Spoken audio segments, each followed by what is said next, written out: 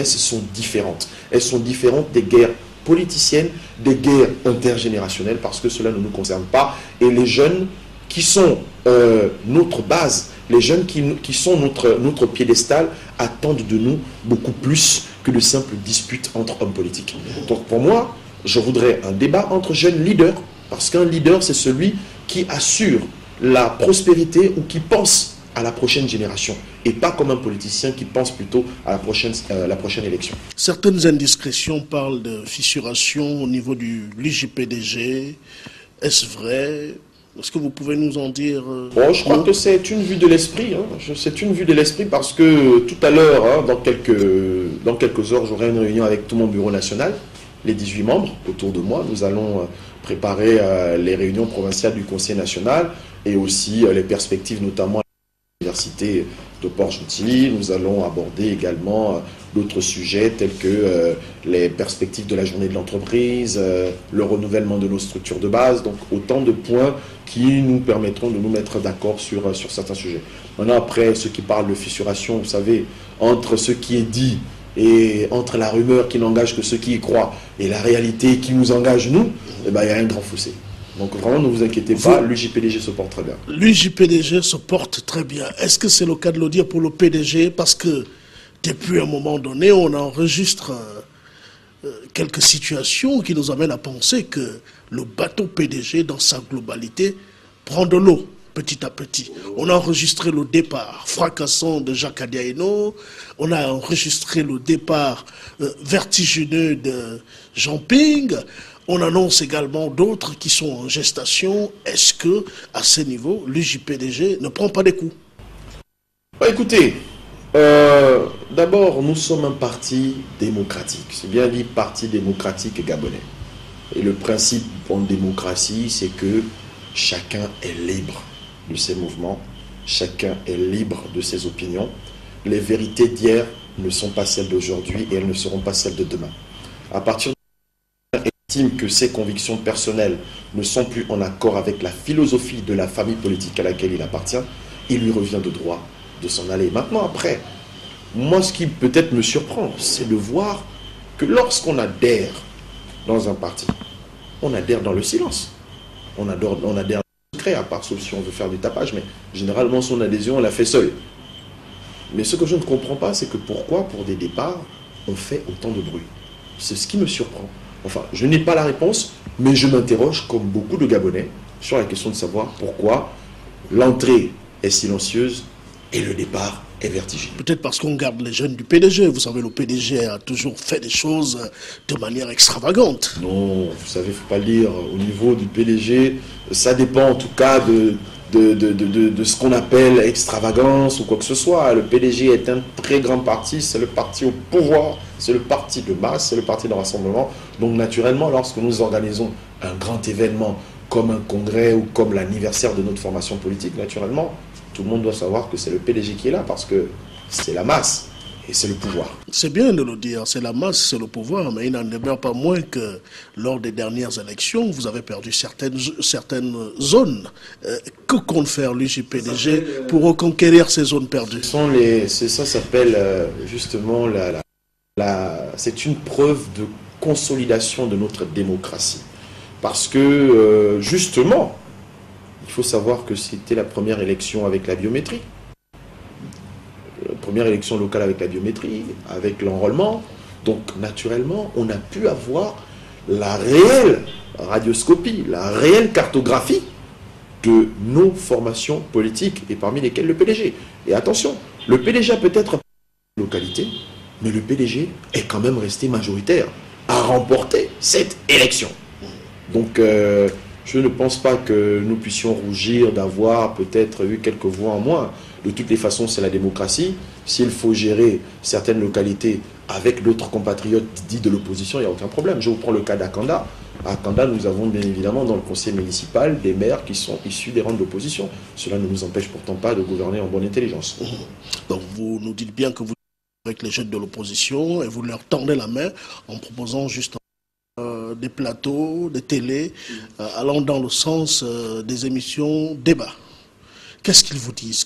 Est-ce qu'ils sont d'accord? Ils sont très réceptifs, ça je peux vous le dire. Et d'ailleurs, certains disent, on attend que ça.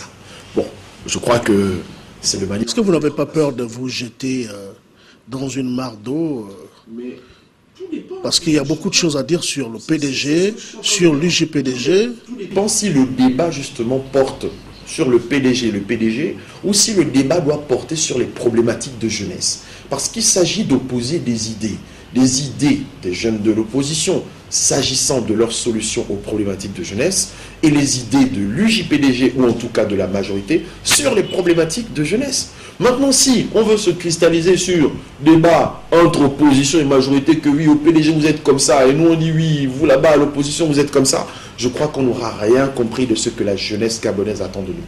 Ce qu'elle attend de ses leaders, puisque ces jeunes-là, nous avons vocation à leur faire passer des messages pour qu'ils nous suivent, un camp comme l'autre. Mais si nous nous mettons à nous disputer, ils vont se dire, mais finalement, ils sont comme tout le monde. Ils sont comme leurs aînés, ou ils sont comme, voilà, X, Y. Mais ce n'est pas ce que les jeunes attendent de nous. Ce que les jeunes attendent de nous, c'est que nous puissions débattre de manière responsable. Et qu'on dise, oui, nous, au niveau de l'opposition, voici quels sont nos projets pour résoudre la question de l'université au Gabon. Voici quels sont nos projets pour résoudre la question du chômage au Gabon. Voici quels sont nos projets pour résoudre la question du logement social étudiant ou quoi que ce soit. Et nous aussi, à l'UJPDG, de dire, contre vos propositions, voici ce que nous opposons. Voici quelle est notre feuille de route. Voici quel est notre plan stratégique national pour pouvoir résoudre les questions de jeunesse. Et après, une fois qu'on a débattu, qu'on est tombé d'accord sur un certain nombre d'idées, on n'est pas obligé de devenir des ennemis. Et c'est ce que confondent malheureusement beaucoup d'acteurs politiques. C'est qu'ils pensent que lorsqu'on est adversaire politique, on devient automatiquement des ennemis. Ce n'est pas ça. Il faut qu'on change cette philosophie. Parce que quand on est adversaire politique, c'est en termes d'idées, mais simplement d'idées et non de personnes. Parce qu'une fois qu'on finit de débattre sur un plateau, en sortant, cela ne nous empêche pas d'aller nous asseoir, manger un bout, manger un plat. Mais ce qui est étonnant, c'est de savoir que si aujourd'hui, j'ai en face de moi un jeune leader de l'opposition, on finit de débattre, moi je suis leader de l'UJPDG, on finit de débattre, et que lui et moi on nous voit assis derrière l'Assemblée en train de manger le poisson, on va dire, ah ben ça y est, les autres vont dire, ça y est, il a traversé de l'autre côté le PDG, ou on dira de moi, ça y est, Vivien PA est maintenant avec les gars de l'opposition. Je crois qu'il faudrait qu'on arrive à décomplexer les relations que doivent entretenir des leaders politiques. Et notre génération a tout intérêt justement à emboîter, à entamer ce nouveau paradigme, parce que c'est ce qui fera de nous des acteurs incontournables de la société, aussi bien auprès de nos aînés qu'auprès de la jeunesse. Est-ce que c'est là votre mot de fin? Écoutez, je ne sais pas si il faille rajouter quelque chose, tout simplement dire que ça a été un plaisir pour moi de répondre à toutes vos questions. C'est un honneur également parce que c'est la première fois que je m'exprime comme ça sur la chaîne TV+. Je voudrais dire aussi aux jeunes qu'il faudrait que nous prenions notre destin en main et que nous comprenions qu'il ne faut pas se tromper de bataille.